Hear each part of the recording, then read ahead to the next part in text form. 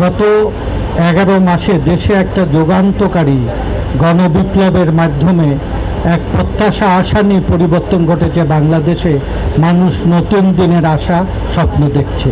এই প্রত্যাশার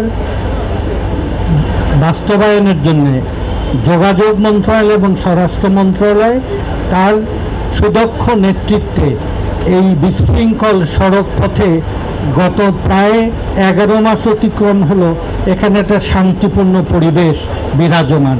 এই শান্তিপূর্ণ পরিবেশে শুধু থাকলে হবে না, এর একটা পজিটিভ সুফল নাগরিকদের প্রয়োজন। আজকে র্যাপিড কার্ড 5টা 2,10,00,000 মানুষের জন্যেই আজকে শুভ সূচনা করছে আজকে হাতিরঝিল এই প্রকল্পের মাধ্যমে, যেটা আমাদের মেট্রো রেলে চালু হয়েছে। বেসরকারি যানবাহনে যদি এই শৃঙ্খলা আনা যায়, বাংলাদেশের জীবনযাত্রার একটা আমূল পরিবর্তন করবে। ঢাকা নগর শুধু না, বাংলাদেশের একটা পরিবর্তন হবে।